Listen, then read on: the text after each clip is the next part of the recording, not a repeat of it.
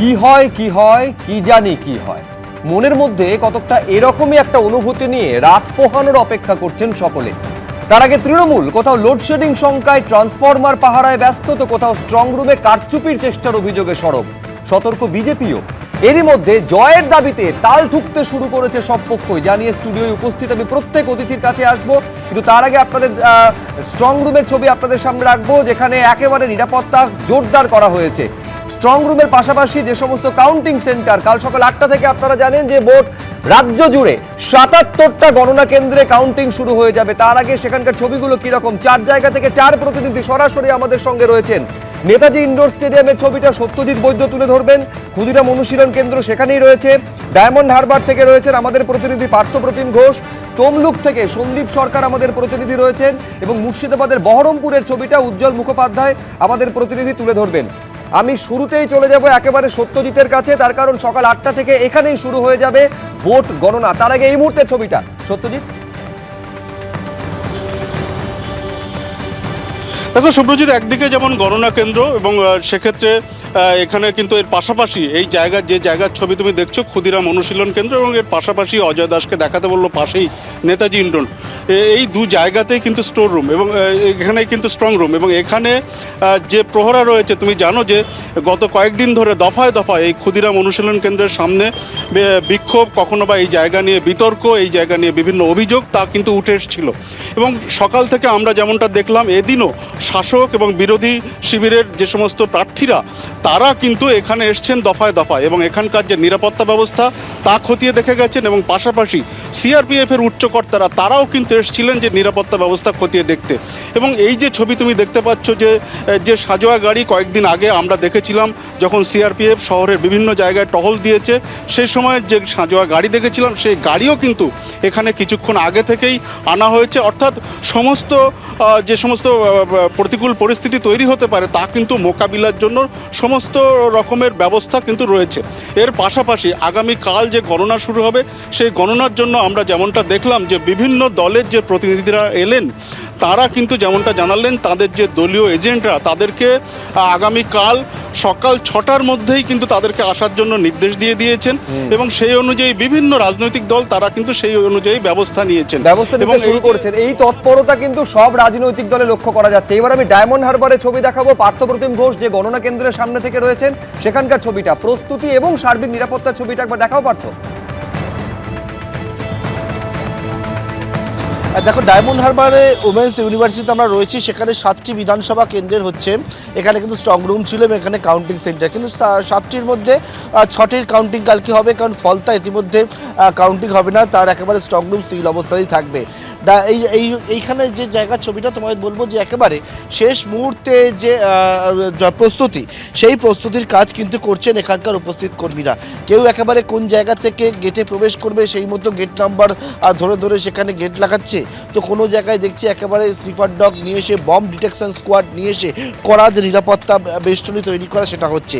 এই যে diamond Harbour women's university, এখানে ডায়মন্ড হারবার, কুলপি, রায়দিঘি, মন্দির বাজার, মগরাহাট পূর্ব এবং মগরাহাট পশ্চিম মের কিন্তু হচ্ছে কাউন্টিং হবে কালকে সকাল থেকে। অন্যদিকে ফলতার কাউন্টিং সেন্টার এটা ছিল, কিন্তু ফলতার যেহেতু জানো যে একেবারে তার সম্পূর্ণভাবে ভোট বাতিল করা হয়েছে, তার জন্য কিন্তু ফলতার কাউন্টিং হবে না। এটা হচ্ছে কাউন্টিং সেন্টারের সামনে ভেতরের ছবিটা, যেখানে ভেতরে কেন্দ্রীয় বাহিনী মোতায়েন রয়েছে।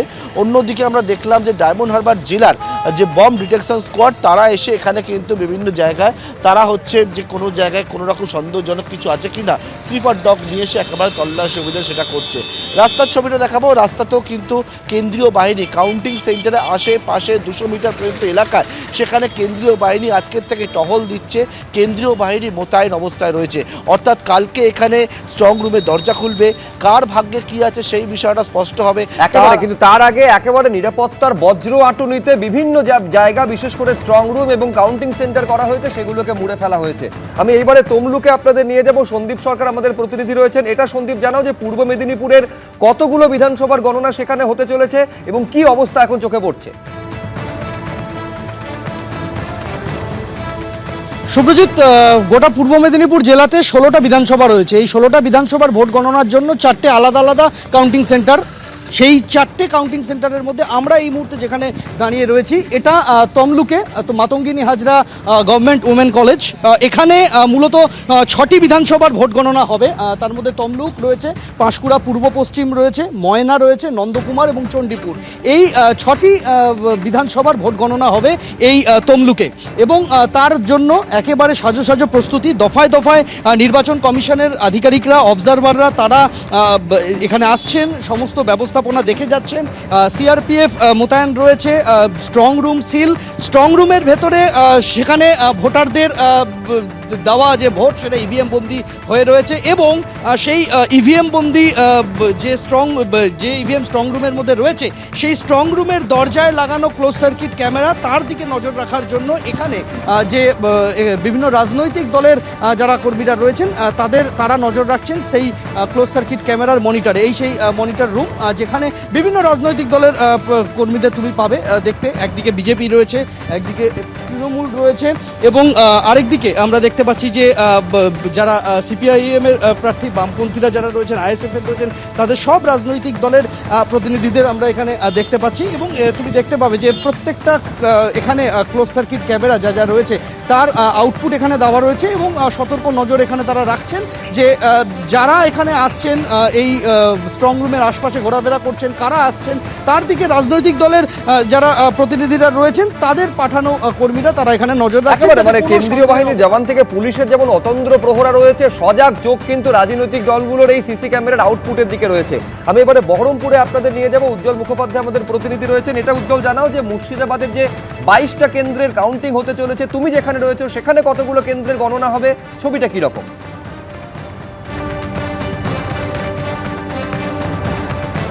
দেখো, প্রথমত বলি যে বহরমপুর শহরে রয়েছি এবং এই বহরমপুর শহরে মূলত আমরা যেটার সামনে দাঁড়িয়ে রয়েছি তুমি দেখতে পাচ্ছ, সন্দীপ দেখাচ্ছে যে এখানে রয়েছে দুটো মাত্র কেন্দ্র, একটা হচ্ছে রেজিনগর আর একটা হচ্ছে বহরমপুর। এবং এই যে girls college, Baharampur girls college, তার আরেকটা গেট করা রয়েছে, সেখানে কিন্তু 3টে কেন্দ্র রয়েছে। অর্থাৎ এই 5টা কেন্দ্রের গণনা হবে এই গার্লস কলেজে এবং তাদের প্রত্যেকের জন্য আলাদা আলাদা গেট করা রয়েছে। কেন্দ্রীয় বাহিনী তারা ভেতরে মোতায়েন রয়েছেন, যদিও গেটের সামনে অথবা দুটো গেটের সামনেই কিন্তু আমরা এখনো পর্যন্ত কেন্দ্রীয় বাহিনী সেই অর্থে দেখতে পারিনি। রাজ্য পুলিশ এখানে পাহারা দিচ্ছেন। অন্যদিকে তুমি জানো যে মুর্শিদাবাদ জেলা, তাতে 22টা কেন্দ্র রয়েছে। 22টা কেন্দ্রই কিন্তু অত্যন্ত গুরুত্বপূর্ণ এই কারণে যে পশ্চিমবঙ্গের রাজ্য রাজনীতিতে এই আসনগুলো কাদের হাতে থাকবে তার উপর কিন্তু অনেকটাই নির্ভর করে, অনেক কিছু নির্ভর করে।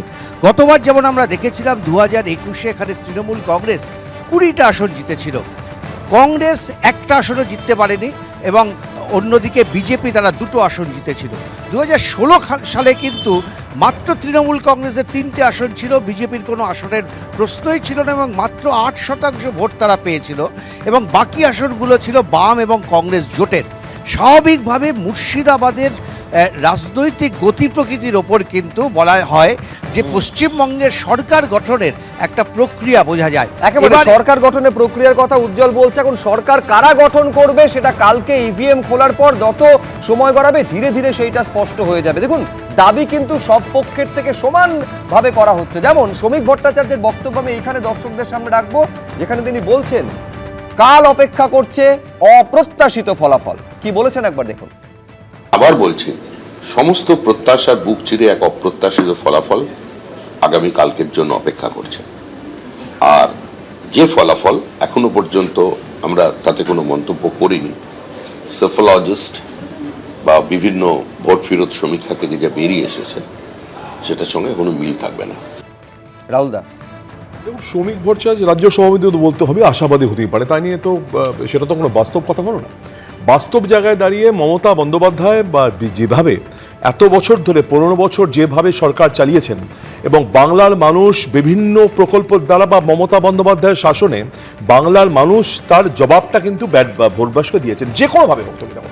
প্রতিবারই শুভ্র আমরা দেখেছি কেন্দ্রীয় বাহিনী এসছে, প্রতিবারই নানা রকম ঢক্কা নিলাম, প্রতিবারই মানে মানে কি বলে এই নানা রকম সময় চারদিক দিয়ে অটুট মানে বজ্র আটুনি। যেমন ফলতায় দাঁড়িয়ে নির্বাচন কমিশন বলল 21 তারিখ ভোট হবে, তার মানে 21 তারিখ ভোট, তার আগের দিন যে ভোট হয়েছিল যে বজ্র আটুনি হলো, তাহলে ফসকা গেল। তার মানে এত কিছু করার পরও সেখানে যদি রিগিং হয় বা যদি ভোট ঠিকঠাক না হয় তাহলে দোষটা কার? এত কিছু করার দরকার কি ছিল? সেদিনই বললো না কেন? একদিন, দুদিন, 3 দিন পরে হঠাৎ করে নির্বাচন কমিশনের মাথায় এলো যে ওটাকে একবার রিপোর্ট করানোর পরেও যে, সুতরাং এদের যে মানে এরা নিজেরাই কনফিউজ, শুধু এরা নিজেরাই জানে না যে কাল কি হতে চলেছে, এবং তাই আজকের দিনে আশা করতে পারে, মানুষকে মোটিভেট করতে পারে, কর্মীদের জাগাতে পারে, কিন্তু আসল ফলাফল আগামীকাল বেরোবে। এবং মমতা বন্দ্যোপাধ্যায় আগামী দিনে চতুর্থবারের জন্য বাংলার মুখ্যমন্ত্রী হতে চলেছেন, এতে কোনো সন্দেহ নেই শুভ্র। মমতা বন্দ্যোপাধ্যায়ের উন্নয়ন, মানুষের পাশে থাকা, মামাটি মানুষ মমতা বন্দ্যোপাধ্যায়কে দুহাত তুলে আশীর্বাদ করেছেন, এবং আমরাই সরকার গড়তে চলেছি। কালকে তা সরকার গড়ার দাবি কিন্তু দুপক্ষের থেকে সমানভাবে করা হচ্ছে। বিজেপি যেমন করছে একইভাবে তৃণমূল কংগ্রেস করছে। আমি ওফেলিয়া সিনহা বিজেপি মুখপাত্রের কাছে আসবো, তার আগে ওই যে বললাম সরকার গঠনের দাবি, ফিরহাদ হাকিম বলছেন যে চতুর্থবারের জন্য মুখ্যমন্ত্রী হতে চলেছেন কালকে ফল ঘোষণার পর মমতা বন্দ্যোপাধ্যায়। কি বলেছেন দেখুন, তারপর আমি ওফেলিয়া দির কাছে আসবো। মমতা ব্যানার্জি চতুর্থবারের জন্য মুখ্যমন্ত্রী হচ্ছেন, সেটা 6 তারিখে নেবেন না 7 তারিখে নেবেন সেটা ওনার ব্যাপার, কিন্তু মমতা ব্যানার্জি মুখ্যমন্ত্রী হচ্ছেন এবং বড় মার্জিন, আগের থেকে বেশি মার্জিনে বেশি সিট নিয়ে তৃণমূল কংগ্রেস আসছে, এটা 100%। মানুষের সার্ভিস না দিলে হঠাৎ করে আসলে আমার টেনশন হতো। মানুষের সার্ভিস সারা বছর ধরে আমরা দিচ্ছি, টেনশন করার কি আছে? যখন একটা ইলেকশন হচ্ছে আমরা সব রকমভাবে আমাদের সংগঠন যেটা আছে সেটাকে কাজে লাগাবো, আমরা সবসময় চোখ খোলা রাখবে, এটাই তো নিয়ম।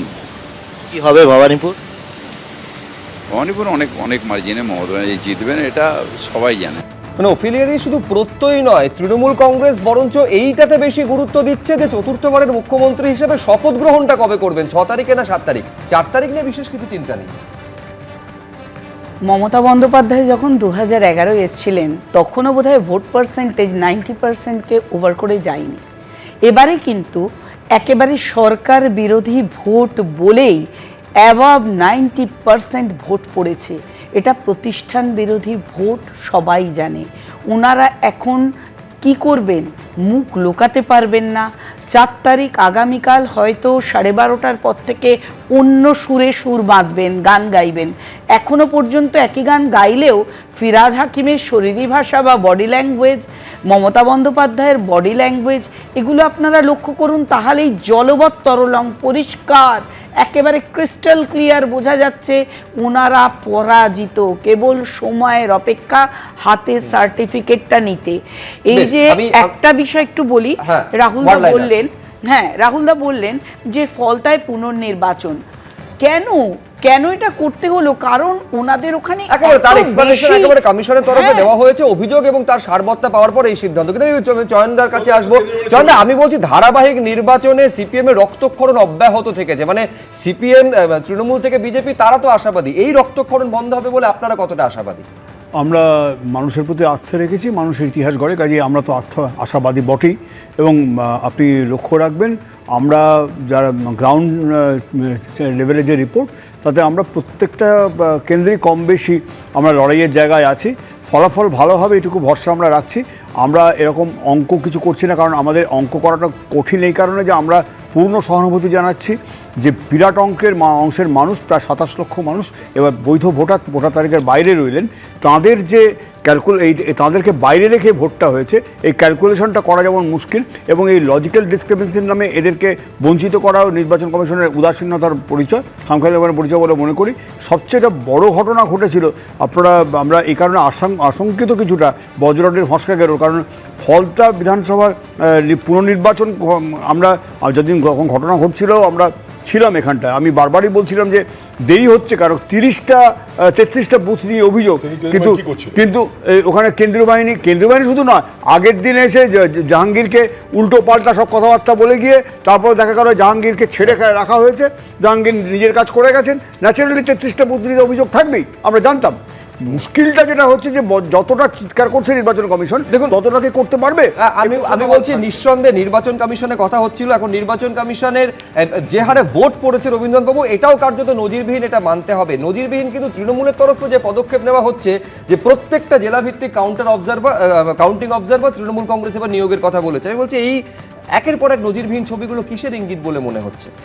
দেখুন, প্রথম কথায় বলি যে দুটো দলের মধ্যে আর ঝগড়ার সময় আর বেশিক্ষণ নেই, হার্ডলি 15-16 সেই ঘন্টা কারণে কেউ কাউকে ইন্টারফেয়ারও করেন ইন্টারফেয়ার করছে না, কিন্তু আমার দিক থেকে এটা প্রথম কথায় বলার হচ্ছে যে 27 লক্ষ মানুষ সহনাগরিক, তারা ভোট দিতে পারেনি, হয়তো তাদের মধ্যে কিছু লোক বাদ যাবেন, কিন্তু অধিকাংশই ফিরে আসবেন, এটা আমাদের আশা আছে।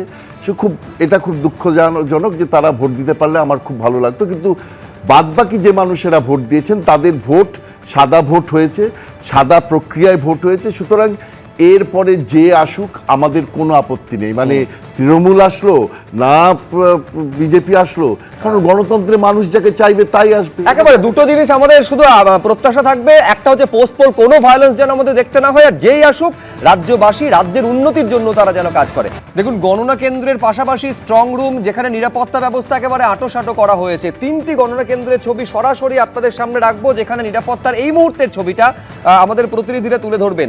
যাদবপুর এপিসি কলেজ, সেখান থেকে আমাদের প্রতিনিধি সৌমিত্র রায় রয়েছেন। দুর্গাপুর গভর্নমেন্ট কলেজ থেকে মনোজ বন্দ্যোপাধ্যায় আমাদের সেখানকার ছবিটা তুলে ধরবেন। এবং হলদিয়ায় সেখানে যেখানে কাউন্টিং সেন্টার করা হয়েছে, বিটন আমাদের প্রতিনিধি সেই ছবিটা দেখাবেন। কিন্তু আমি শুরুতে একেবারে সৌমিত্রর কাছে এই কারণে চলে যাব। সৌমিত্র, এই যাদবপুর আচার্য প্রফুল্লচন্দ্র কলেজ, যেখানে ঘন্টাখানেক আগে পর্যন্ত যাদবপুর কলকাতার সিপি এসেছিলেন এবং সেখানকার নিরাপত্তা দেখে গিয়েছেন, কিরকম প্রস্তুতি চোখে পড়ছে? শুভজিৎ, দেখো, ঘণ্টাখানেক আগে কলকাতার সিপি এই এপিসি কলেজে যাদবপুরের এখানে তিনি এসেছিলেন এবং তারপর থেকে আমরা যেটা দেখতে পাই যে এখানের যে নিরাপত্তা ব্যবস্থাটা, সেই নিরাপত্তা ব্যবস্থা সকাল থেকে এখানে জোরদার ছিল, কিন্তু সিপি ভিজিটের পর থেকে সেই নিরাপত্তা ব্যবস্থা আরও জোরদার হয়। কিছুক্ষণ আগে আমরা দেখলাম যে সেন্ট্রাল ফোর্স একেবারে বাসে করে সেন্ট্রাল ফোর্স নামলো এখানে, এবং তুমি দেখতে পাচ্ছ এপিসি কলেজের যে মেন গেট, সেই মেন গেটের সামনে সেন্ট্রাল ফোর্স তারা যেমনটা দাঁড়িয়ে রয়েছেন, এবং গেটের ডান দিকে রয়েছেন কলকাতা পুলিশের আধিকারিকরা রয়েছেন। এবং আমরা দেখতে পাচ্ছি যে গেটের ঠিক সামনে গার্ডরেল দিয়ে ঘিরে রাখা হয়েছে, এবং তারপর যে মেন গেট সেখানেও সেন্ট্রাল ফোর্স রয়েছে। অর্থাৎ বলা যায় যে এই যাদবপুরের এপিসি কলেজে একেবারে ত্রিস্তরীয় নিরাপত্তা রয়েছে।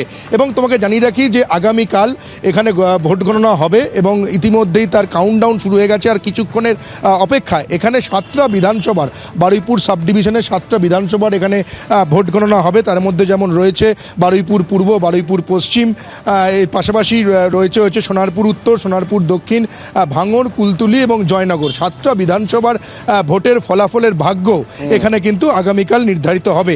আমরা দেখতে পেয়েছি যে সিপি ভিজিটের পর থেকে এখানে যে নিরাপত্তা ব্যবস্থাটা, সেই নিরাপত্তা ব্যবস্থাটা জোরদার করা হয়েছে, একেবারে জোরদার করা হয়েছে। সরাসরি সৌমিত্র সেই ছবি তুলে ধরছে, তুমি দেখাতে থাকো ছবি আমাদের সৌমিত্র।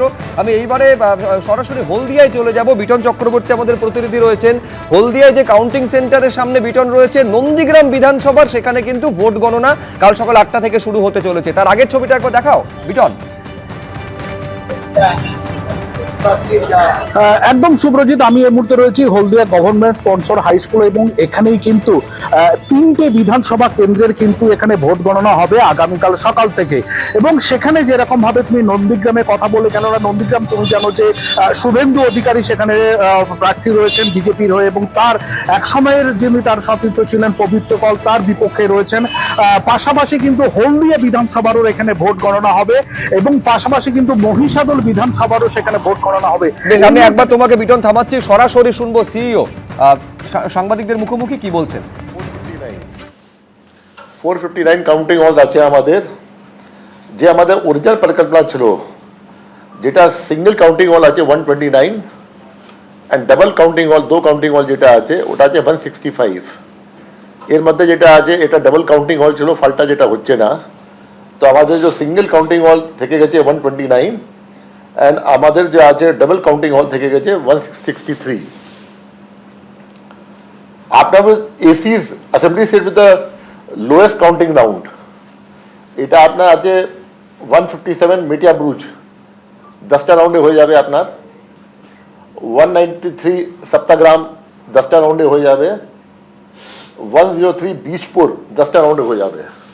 3টা অ্যাসেম্বলি সিট যেটা আছে 10টা রাউন্ড হয়ে যাবে, যেটা মেটিয়াবুল, সপ্তাগ্রাম और बीजपुर। আপনার যেটা আছে নাম্বার অফ ইটিবিবি কাউন্টিং হলস कल के जनरेट 293, फलटा হচ্ছে না। Number of postal ballot counting halls 293, ফলটা হচ্ছে না। নাম্বার অফ কাউন্টিং অবজার্ভার্স আপনার আছে, টোটাল আছে আপনার 533, যার মধ্যে আপনার 293 কাউন্টিং অবজার্ভার আছে, 163 एडिशनल काउंटिंग ऑब्जर्वर আছে, এন্ড 77 পুলিশ অবজার্ভার আছে। এবার যেটা আছে আপনার প্রত্যেক হলে একজন কাউন্টিং অবজার্ভার থাকবে। আগে কি ছিল যে আপনার আমাদের 165 দো হল মধ্যে একটা অ্যাসেম্বলি সিট ছিল কাউন্টিং, ওটা একই কাউন্টিং অবজার্ভার থাকতো।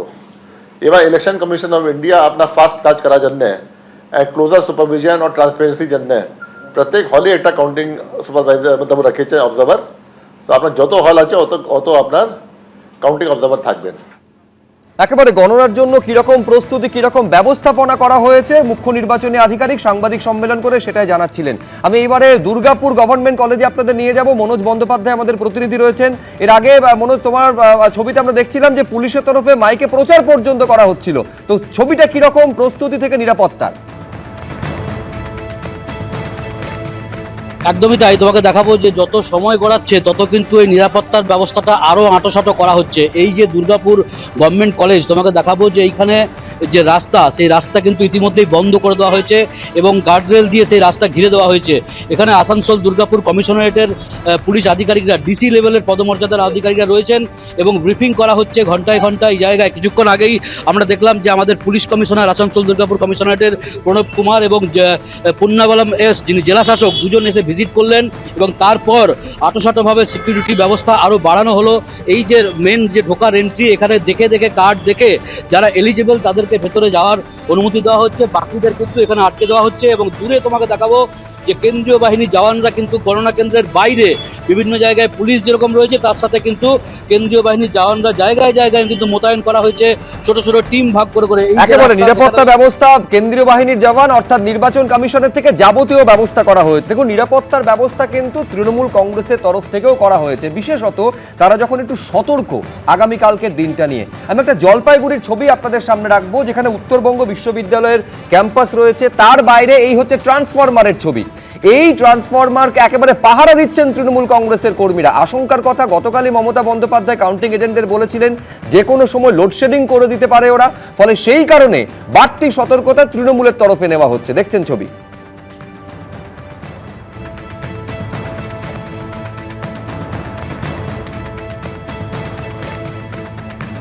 উত্তরবঙ্গের একের পর এক গণনা কেন্দ্রে ব্যস্ততা এখন তুঙ্গে। আমরা এখন দাঁড়িয়ে রয়েছি নর্থ বেঙ্গল ইউনিভার্সিটির জলপাইগুড়ি ক্যাম্পাসে। এই ক্যাম্পাসে জলপাইগুড়ি জেলার 7টি বিধানসভার মধ্যে 5টি বিধানসভার গণনা হবে, যেটা জানা যাচ্ছে ধূপগুড়ি, ময়নাগুড়ি, জলপাইগুড়ি সদর, এছাড়াও রাজগঞ্জ এবং ডাবগ্রাম, ফুলবাড়ি, এই 5টি কেন্দ্রের গণনা হবে এখানে। ইতিমধ্যে প্রস্তুতি চলছে দেখাই যাচ্ছে। কিন্তু এই ইউনিভার্সিটির যে ক্যাম্পাসের, জলপাইগুড়ি ক্যাম্পাসের যে গেটের সামনে আমরা দাঁড়িয়ে রয়েছি, সেই গেটের কাছেই একটি ট্রান্সফরমার রয়েছে, আর সেখানেই দেখা যাচ্ছে কয়েকজনকে দাঁড়িয়ে থাকতে। তাদের সঙ্গে সরাসরি কথা বলবো। আপনারা এখানে রয়েছেন, আপনারা কি কোনো দলের তরফ থেকে? হ্যাঁ, আমরা তৃণমূল ছাত্র পরিষদ, তৃণমূল কংগ্রেস থেকে আমরা রয়েছি, এআইটিসি। মূলত এখানে দাঁড়ানোর পেছনে আপনাদের কারণ কি? দেখুন, আমাদের কালকে সর্বভারতীয় সাধারণ সম্পাদক অভিষেক বন্দ্যোপাধ্যায় যে ভিসি করেছে, সেখানে তিনি সরাসরিভাবে আমাদের তৃণমূল ছাত্র পরিষদকে নির্দেশ দিয়েছে যে এই গণনা কেন্দ্রের চারপাশে যে কটা ট্রান্সফরমার রয়েছে, যেখান থেকে পাওয়ার সাপ্লাই যাচ্ছে আমাদের এই গণনা কেন্দ্রে, সেগুলোকে ভালো মতো দেখে রাখতে। কারণ আমরা দেখেছি 2021 সালে নন্দীগ্রামে লোডশেডিংয়ের মধ্যে দিয়ে রিকাউন্টিং করে দিয়ে মমতা বন্দ্যোপাধ্যায়কে হারানো হয়েছে।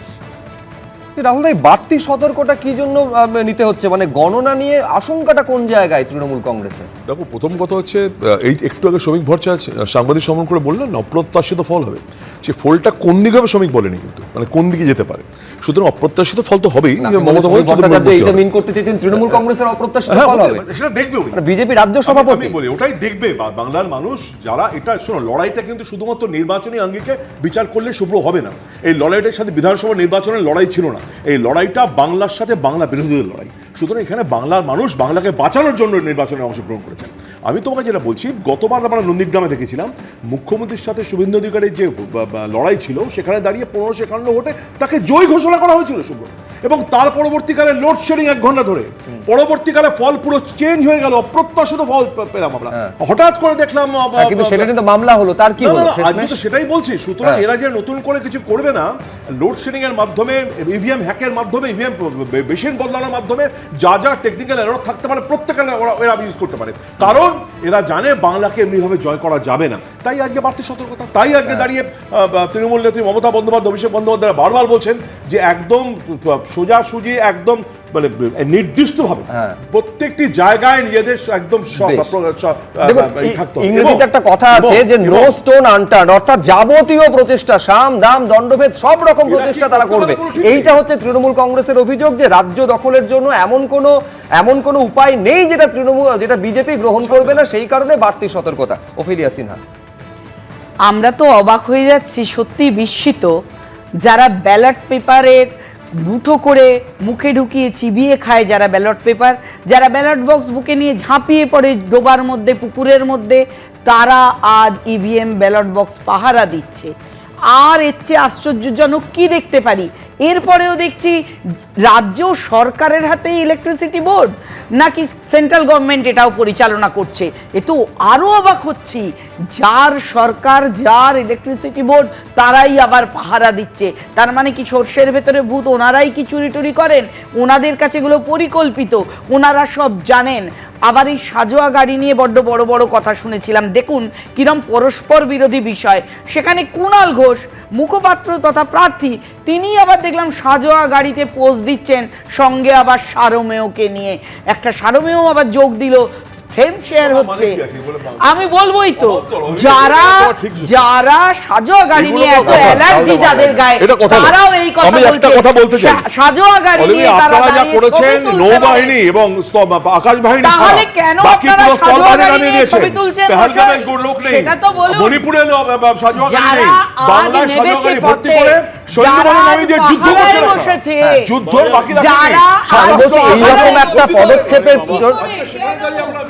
আমি বলছি এইরকম একটা পরিস্থিতির মধ্যে পড়তে হলো কেন, এইরকম একটা ছবি আমাদের দেখতে হলো কেন, সেটাও ভাবতে হবে। যে 5টা রাজ্যে ভোট হয়ে গিয়েছে, কোথাও একটা হিংসার চিহ্ন মাত্র নেই, সেখানে এই রাজ্যে প্রায় 2000-এর বেশি কোম্পানি কেন্দ্রীয় বাহিনী নিয়োগ করতে হচ্ছে। এর ব্যাকগ্রাউন্ডটা মাথায় রাখতে হবে। রাহুল দা, চয়ন ভট্টাচার্য, দেখুন আমি এটা বলে নিই, 23 মে 29 মে 2026 অনুষ্ঠিত প্রথম ও দ্বিতীয় দফার ভোটের ফর্ম 17C এখন প্রকাশ করা হয়নি।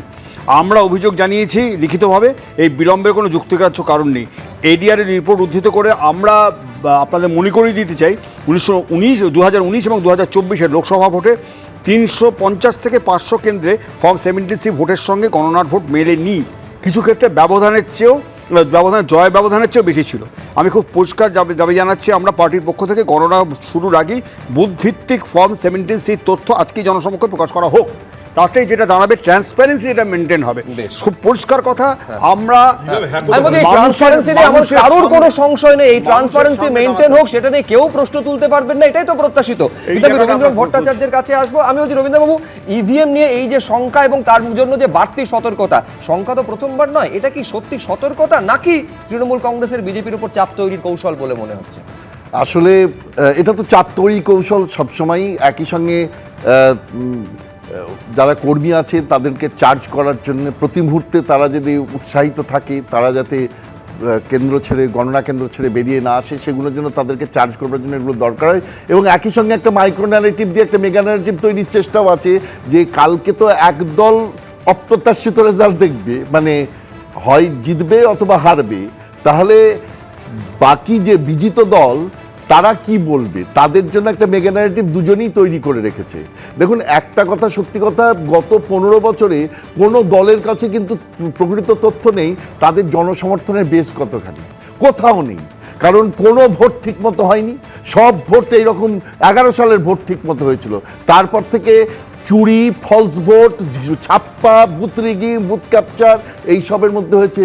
মানুষ জানতেই পারছে না যে তৃণমূলের জনসমর্থন কতখানি, বিজেপির জনসমর্থন কতখানি, সিপিএমের কতখানি, আর কংগ্রেসের কতখানি আইএসএফের। এইবারের ভোটে আমরা মনে করছি যে একটা জনসমর্থনের সঠিক ভিত্তি বেরিয়ে আসবে, যে কোন দল কতখানি। একেবারে রবীন্দ্রনাথ বাবু বলছেন যে জনসমর্থনের একটা অ্যাসিড টেস্ট কিন্তু হয়ে গিয়েছে, যার রেজাল্টটা আগামীকাল সকাল 8টায় ইভিএম খোলার পর থেকে একেবারে দিনের আলোর মতন স্পষ্ট হয়ে যাবে। কে ওড়াবে বিজয় কেতন, কে পড়বে জয়ের তুলক, তার জন্য অপেক্ষা করতে হবে কাল সকাল পর্যন্ত, এবং তারপর বোঝা যাবে সকালে যখন কাউন্টিং শুরু হবে ধীরে ধীরে, তারপর স্পষ্ট হবে সে কি পরিবর্তনের কাণ্ডারি হতে চলেছে নাকি প্রত্যাবর্তনের কারিগর হতে চলেছে। কাল সকাল 8টা থেকে একেবারে ইভিএম খোলার সঙ্গে সঙ্গে কাউন্টিং শুরু হয়ে যাবে, একদম তারপর ছবিটা পরিষ্কার হয়ে যাবে। আপাতত আলোচনা এখানে শেষ করবো। এবিপি আনন্দ, এগিয়ে থাকে, এগিয়ে রাখে।